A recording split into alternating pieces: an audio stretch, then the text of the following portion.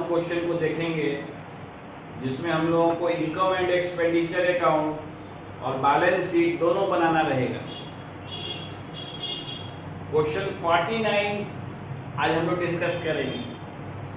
Question 49 का मैंने income and expenditure account बनाया हुआ है, बैलेंस शीट में आप लोग को बनाकर बताऊंगा।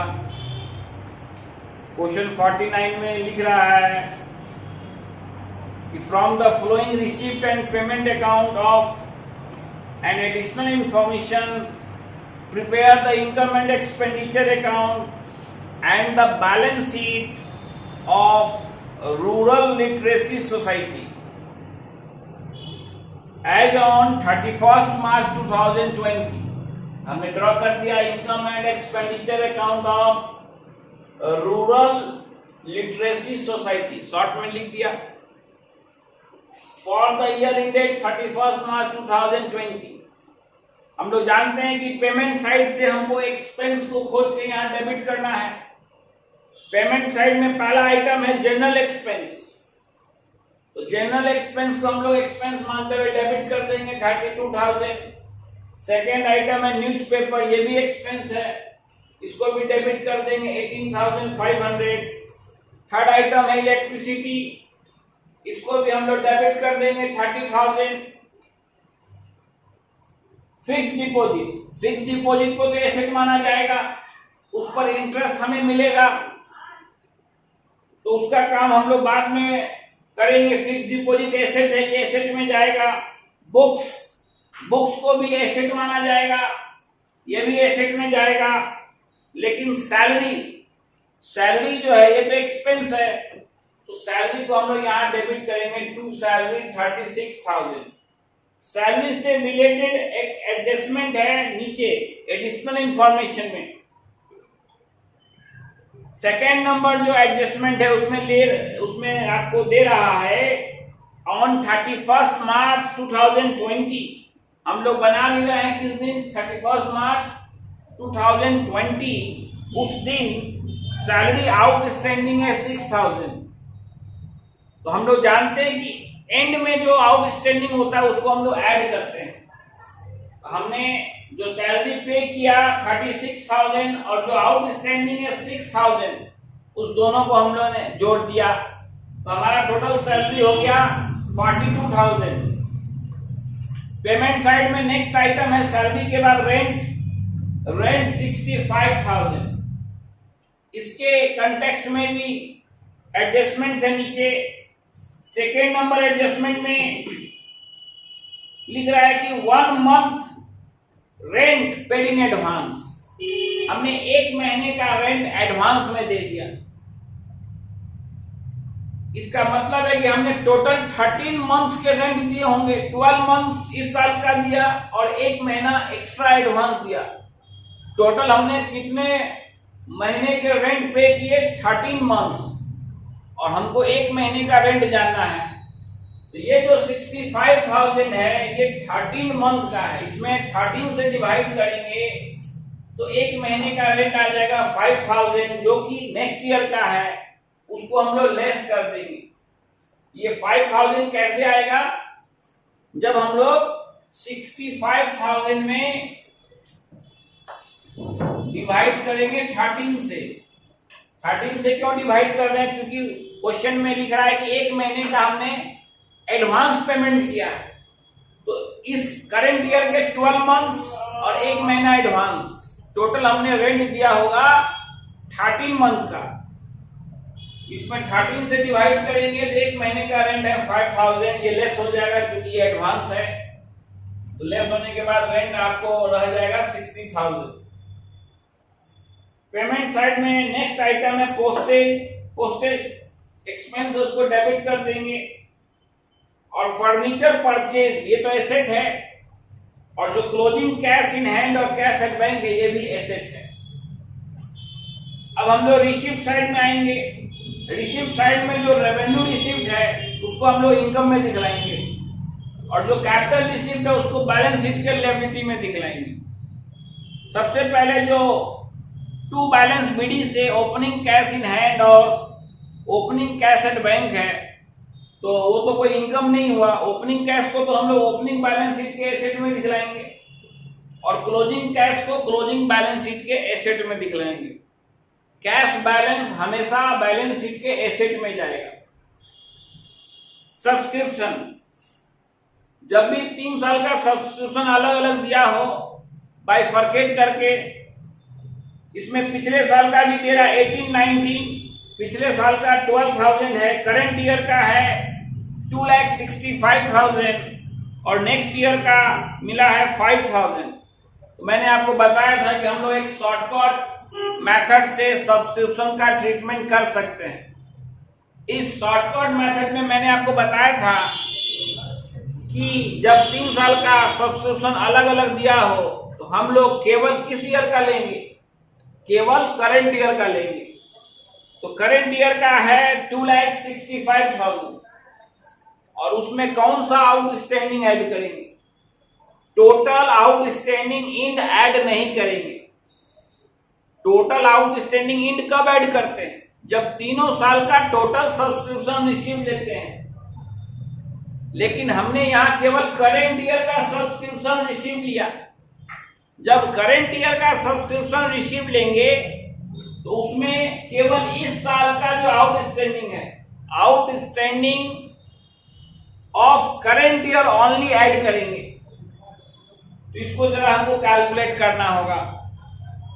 नीचे एडिशनल इंफॉर्मेशन नंबर 1 उसमें बता रहा है कि subscription outstanding as on March 19, पिछले साल 20,000 ड्यूज था और ऊपर हम रिसिप्ट में देख रहे हैं कि पिछले साल का 12,000 मिल गया। 20,000 में 12,000 मिल गया, इसका मतलब अभी भी पिछले साल का 8,000 बाकी है। और ऑन मार्च 20 आपका टोटल आउटस्टैंडिंग है 15,000। एंड में जो टोटल आउटस्टैंडिंग होता है उसमें 2 तरह का आउटस्टैंडिंग है, एक करंट ईयर का आउटस्टैंडिंग और एक पिछले साल का बचा हुआ आउटस्टैंडिंग। तो ईयर एंड में टोटल आउटस्टैंडिंग है 15,000, उसमें पिछले साल का बचा हुआ आउटस्टैंडिंग 8,000 को जब हम लेस कर देंगे तो रेस्ट जो 7,000 है वो माना जाएगा केवल इस करंट ईयर का आउटस्टैंडिंग है। तो करंट ईयर का आउटस्टैंडिंग 7,000 कैसे आया, समझ गए। ईयर एंड में जो टोटल आउटस्टैंडिंग दे रहा है क्वेश्चन में 15,000, उसमें से मैंने पिछले साल के बचे हुए आउटस्टैंडिंग 8,000 को लेस कर दिया। तो इस साल का आउटस्टैंडिंग पता चल गया 7,000, उसको हमने ऐड कर दिया। तो सब्सक्रिप्शन से हमारी इनकम आ गई 2,72,000, 2,72,000। लीगेसी नेक्स्ट आइटम है। नॉर्मल लीगेसी को हम लोग रेवेन्यू रिसीट मानते हैं, ये इनकम है, और स्पेशल लीगेसी को हम लोग कैपिटल रिसीट मानते हुए कहां दिखलाते हैं, बैलेंस शीट के लायबिलिटी साइड में। गवर्नमेंट ग्रांट भी नॉर्मल पर्पस के लिए है तो उसको हमने इनकम में दिखला दिया है। Interest receipt on fix deposit 4,500, यहां हम लोग चेक करेंगे कि कुछ एक्रूड इंटरेस्ट तो नहीं है। तो आप जाकर देखें पेमेंट साइड में, आपने बैंक में फिक्स डिपॉजिट किया था 1,80,000। कितना अमाउंट किया था, 1,80,000, और उसमें आप देखेंगे परसेंटेज लिखा है 10%। 1,80,000 का 10%, और उसमें आप टाइम देखेंगे लिख रहा है एज ऑन 30 सितंबर 2019, 30 सितंबर 2019। आपका इंटरेस्ट स्टार्ट हो जाएगा 1 अक्टूबर से। तो काउंट करें कितने मंथ हुए, अक्टूबर, नवंबर, दिसंबर, जनवरी, फरवरी, मार्च, 6 मंथ। आपको कितने मंथ का इंटरेस्ट मिलेगा, 6 मंथ का इंटरेस्ट मिलेगा। तो जब आप इसको कैलकुलेट करेंगे 1,80,000 का 10% फॉर 6 मंथ, तो वो आएगा 9,000। यानी आपको इंटरेस्ट रिसीव होना चाहिए था 9,000, लेकिन आपको इंटरेस्ट रिसीव हुआ केवल 4,500। दैट मीन्स रेस्ट 4,500 एक्रूड है। तो उसको हम लोग ऐड कर देंगे एक्रूड इंटरेस्ट 4500, तो टोटल हमको इंटरेस्ट हो गया 9000। आप रिसिप्ट में देखेंगे सेल ऑफ फर्नीचर है, तो सेल ऑफ फर्नीचर को हम लोग कैपिटल रिसिप्ट मानते हैं, और जितने बुक वैल्यू का फर्नीचर हमने बेचा है उसको हम लोग बैलेंस शीट के एसेट साइड में उस एसेट से लेस कर देंगे। लेकिन फर्नीचर को बेचने से जो प्रॉफिट या लॉस हुआ उसको हम लोग शो करेंगे किसमें, इनकम एंड एक्सपेंडिचर अकाउंट में। तो आप देखें सेल ऑफ फर्नीचर के ब्रैकेट में लिख रहा है बुक वैल्यू 50,000, वो था कितने का 50,000, और आपने उसको बेचा कितने में 37,000। 50,000 के फर्नीचर को हमने बेचा 37,000 में। That means we suffer a loss of rupees 13,000 and it should be debited to income and expenditure account as loss on sale of furniture 13,000। अब हम लोग क्रेडिट साइड का टोटल ज्यादा है, उसको दोनों तरफ लिख देंगे 4,13,500, और उसमें ये सारे एक्सपेंस को लेस कर देंगे, तो हमको आ जाएगा सरप्लस 2,15,000। इसके बाद हम लोग ओपनिंग बैलेंस शीट बनाएंगे वर्किंग नोट में। क्वेश्चन में तो दो चीज कहा है, एक इनकम एंड एक्सपेंडिचर अकाउंट और क्लोजिंग बैलेंस शीट। लेकिन मैंने आपको बताया था कि जब आपको क्लोजिंग बैलेंस शीट बनाना हो तो ओपनिंग बैलेंस शीट अपने मन से बनाना ही होगा, चाहे क्वेश्चन में कहा हो या नहीं कहा हो। क्योंकि जब तक हम लोग ओपनिंग बैलेंस शीट बनाकर क्या नहीं निकाल लेंगे, कैपिटल फंड नहीं निकाल लेंगे, तब तक हम क्लोजिंग बैलेंस शीट नहीं बना पाएंगे। ओपनिंग बैलेंस शीट में मैंने आपको बताया था कि ईयर के स्टार्टिंग में जो भी एसेट है उसको हम लोग एसेट में दिखला देंगे, और यदि कोई लायबिलिटी होगा तो उसको इधर लायबिलिटी में दिखला देंगे। सबसे पहले ओपनिंग कैश, रिसिप्ट में जो सबसे ऊपर दिया रहता है टू बैलेंस बीडी से दिया रहता है कैश इन हैंड और कैश एट बैंक। तो आप देखें कैश इन हैंड दे रहा है 40,000 और कैश एट बैंक दे रहा है 1,55,500। और नीचे थर्ड नंबर एडजस्टमेंट में आप देखेंगे लिख रहा है कि as on 1 April 2019, as on 1 April 2019, that means in the beginning of the year, in the beginning of the year the society owned furniture 1,20,000, furniture 1,20,000 and books 50,000। Books कितने का था 50,000 का था। और फर्स्ट नंबर एडजस्टमेंट आप देखें उसमें लिख रहा है कि पिछले साल का आउटस्टैंडिंग सब्सक्रिप्शन टोटल कितना था पिछले साल का 20,000। आउटस्टैंडिंग सब्सक्रिप्शन ईयर के स्टार्टिंग में है 20,000। इन तमाम एसेट्स को जोड़ के इसका टोटल आएगा 3,85,500। और चूंकि इधर कोई लायबिलिटी नहीं है तो यही अमाउंट इधर मान लिया जाएगा कैपिटल फंड। तो हमारा कैपिटल फंड आ गया 3,85,500। अब हम लोग क्लोजिंग बैलेंस शीट बनाएंगे। क्लोजिंग बैलेंस शीट में सबसे पहले हम लोग क्लोजिंग कैश और क्लोजिंग बैंक बैलेंस को लिखेंगे। आप देखेंगे पेमेंट साइड में सबसे नीचे बाय बैलेंस सीडी से जो दिया होता है वो closing cash and bank balance होता है। आप पेमेंट साइड में सबसे नीचे जाकर देखें, बाय बैलेंस सीडी से दे रहा है cash in hand 30,000, cash in hand 30,000 and cash at bank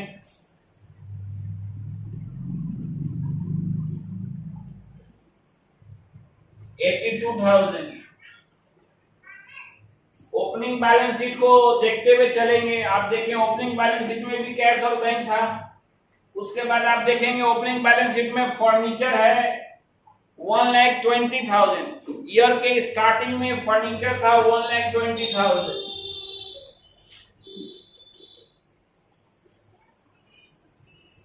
अब आप पेमेंट साइड में देखें क्या इस साल नया फर्नीचर परचेज हुआ है, तो आपको पेमेंट साइड में मिलेगा फर्नीचर परचेज 1,05,000, उसको हम लोग ऐड कर देंगे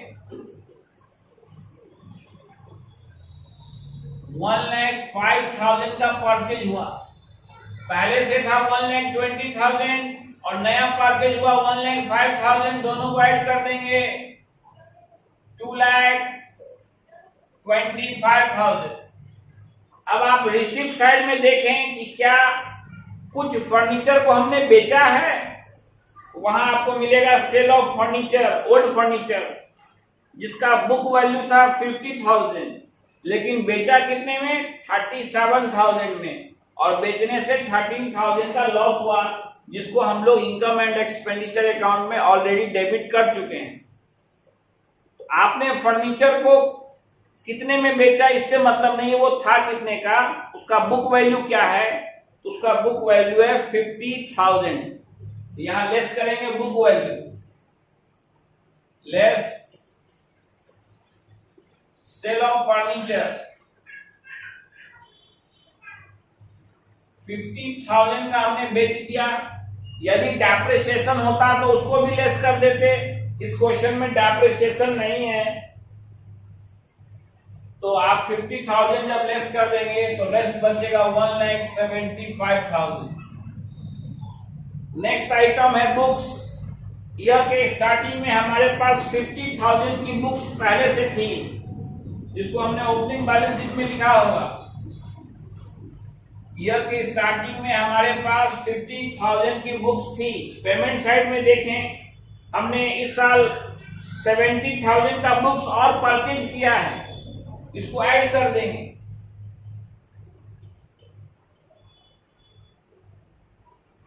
$70,000 का और परचेज किया है। रिसिप्ट में जाकर देखें कि क्या हमने बेचा है, तो नहीं, बुक्स को हमने बेचा नहीं है। क्या बुक्स पे डेप्रिसिएशन हुआ, तो नहीं, बुक्स पे कोई डेप्रिसिएशन नहीं है। तो ठीक है, बस इस दोनों को ऐड कर देंगे। तो हमारे पास अब कितने की बुक्स है, ईयर के एंड में हमारे पास बुक्स है 1,20,000। सब्सक्रिप्शन आउटस्टैंडिंग ईयर के स्टार्टिंग में भी था और ईयर के एंड में भी है। आउटस्टैंडिंग सब्सक्रिप्शन टोटल एंड में 15,000 है।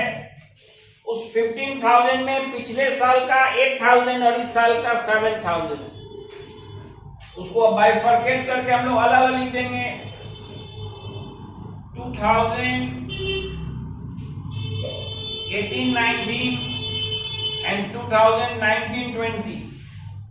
पिछले साल का टोटल आउटस्टैंडिंग था 20,000, जिसमें से 12,000 रिसीव हो गया, इसलिए हम लोग मान रहे हैं कि पिछले साल का 8,000 है। और टोटल क्वेश्चन में दे रहा है एंड में ड्यूज है 15,000। जब टोटल ड्यूज है 15,000, जिसमें से पिछले साल का है 8,000, तो इस साल का करंट ईयर का ड्यूज होगा 7,000। ये हमने पहले भी आपको भी इनकम एंड एक्सपेंडिचर अकाउंट में एक्सप्लेन किया था मैंने। इतना एसेट तो ओपनिंग बैलेंस शीट में भी था और क्लोजिंग बैलेंस शीट में भी आ गया। अब हम लोग पेमेंट साइड में चेक करेंगे कि कोई नया एसेट भी है क्या। आप जब पेमेंट साइड में चेक करेंगे तो आपको मिलेगा फिक्स डिपॉजिट विद बैंक। आपने बैंक में 1,80,000 रुपए की फिक्स डिपॉजिट की है।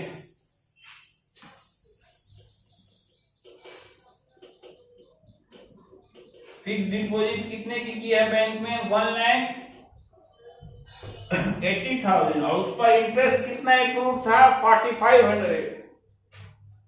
एक्रूड इंटरेस्ट को एसेट भी मानते हैं। एक्रूड इंटरेस्ट को हम लोग प्लस कर देंगे 4,500, 1,84,500। फर्स्ट नंबर एडजस्टमेंट जो आउटस्टैंडिंग सब्सक्रिप्शन है वो आ गया। सेकेंड नंबर एडजस्टमेंट में जो सैलरी आउटस्टैंडिंग है 6,000, ये हमारे लिए लायबिलिटी है, इसको लायबिलिटी में लिख देंगे। Outstanding salary 6,000। Second number adjustment में 1 month rent paid in advance, जो कि आया था 5000 प्रीपेड रेंट, आगे का जो रेंट दे देते हैं वो हमारे लिए एसेट है। ये 5000 कैसे आया था, मैंने आपको बताया था कि टोटल रेंट 65,000 में 13 से डिवाइड कर देंगे तो एक महीने का रेंट आ जाएगा 5000। थर्ड नंबर एडजस्टमेंट में बता रहा है कि स्टार्टिंग में फर्नीचर था 120 और बुक्स था 50,000, तो वो ऑलरेडी लिखा हुआ है। तो सारे एडजस्टमेंट्स को हमने चेक कर लिया और उससे जो आइटम बैलेंस शीट में आना था वो ऑलरेडी आ चुका है। हम लोग पेमेंट साइड को पूरा चेक कर लिए हैं। फिक्स डिपॉजिट आ गया, जो बुक्स खरीदे वो ऐड हो गया, जो फर्नीचर खरीदे वो ऐड हो गया, शायद अब और कोई एसेट नहीं है। तो अब हम लोग रिसिप्ट साइड चेक करेंगे, उसमें जो कैपिटल रिसिप्ट है उसको लायबिलिटी मानते हुए बैलेंस शीट के लायबिलिटी साइड में दिखलाएंगे। तो आप देखें सब्सक्रिप्शन में 3 साल का सब्सक्रिप्शन है, प्रीवियस ईयर, करंट ईयर और नेक्स्ट ईयर। नेक्स्ट ईयर का जो सब्सक्रिप्शन आपने ले लिया एडवांस सब्सक्रिप्शन, वो आपके लिए लायबिलिटी है। आगे का इनकम को हम लोग हमेशा क्या मान के चलते हैं, लायबिलिटी मानकर चलते हैं। तो 2020-21 का जो 5000 हमने रिसीव किया उसको हम लोग लायबिलिटी में दिखला देंगे, किस नाम से, एडवांस सब्सक्रिप्शन के नाम से। नेक्स्ट ईयर का हमने जो रिसीव किया वो हमारे लिए लायबिलिटी हो गया। Legacy, government grant, interest on fee, ये सब रेवेन्यू रिसिप्ट है, सब इनकम में दिखला चुके हैं। इस क्वेश्चन में और कोई कैपिटल रिसिप्ट नहीं है। तो अंत में हम लोग क्या करेंगे, जो कैपिटल फंड हमने निकाला था ओपनिंग बैलेंस शीट में, जो कि आया था 3,85,500, उसमें हम लोग सरप्लस को ऐड कर देंगे। हमारा सरप्लस आया था 2,15,000, इस दोनों को ऐड कर देंगे।